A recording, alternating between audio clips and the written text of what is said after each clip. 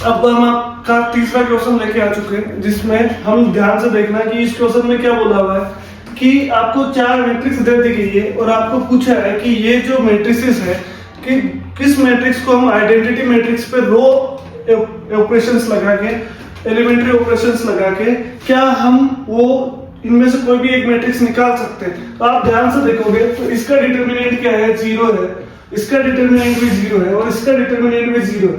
तो जिस मैट्रिक्स का डिटर्मिनेंट 0 आएगा वो मैट्रिक्स कभी आपका आइडेंटिटी मैट्रिक्स तो नहीं बना सकती, क्योंकि आइडेंटिटी मैट्रिक्स का डिटर्मिनेंट क्या होता है, 1। या आप आइडेंटिटी मैट्रिक्स का डिटर्मिनेंट 1 है तो रो एलिमेंट्री ऑपरेशंस वगैरह लगा के भी आपको क्या ही मिलने वाला है कि एक जिसका डिटर्मिनेंट 1 हो इस तरीके का कोई मैट्रिक्स मिलने वाला है। तो ये तीनों ही मैट्रिक्स में डिटर्मिनेंट 0 आ रहा है, तो ये मैट्रिक्स तो हमारे कोई काम की नहीं है। इस तरीके से देखा जाए तो ऑप्शन बी करेक्ट हो जाएगा।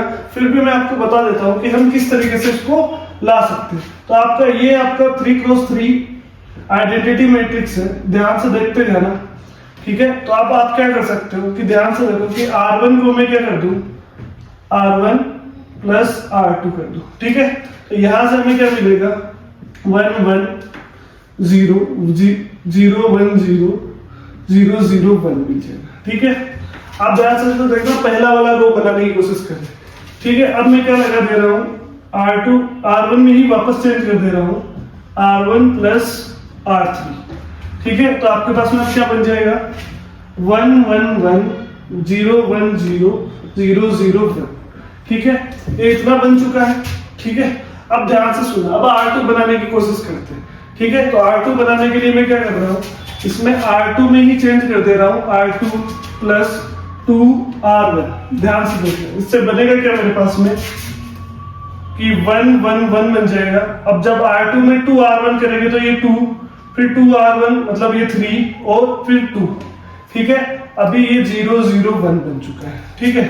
इतना कोई दिक्कत नहीं है। अब ध्यान से सुने, अब हम क्या कर सकते हैं, अब इस R2 में ही चेंज कर रहा हूं मैं, ठीक है, क्योंकि यहाँ पे हमें 4 चाहिए, ठीक है। तो 4 के लिए हम क्या करेंगे, ध्यान से देखें कि हम क्या करते हैं, R2 में प्लस 2R3 ऐड कर दें, ठीक है ना। तो यहां से क्या बन गया, 1 1 1 2 3 4 0 0 1। अब हमें क्या चाहिए, यहाँ 1 चाहिए, यहाँ 2 चाहिए, यहाँ 1 चाहिए। तो अभी हम इस पे नेक्स्ट रो ऑपरेशन क्या लगाएंगे, R3 को -2 R3 से मल्टीप्लाई कर दे रहे हैं। तो यहाँ पे क्या हो जाएगा, 1 1 1 2 3 4 0 0 -2, ठीक है।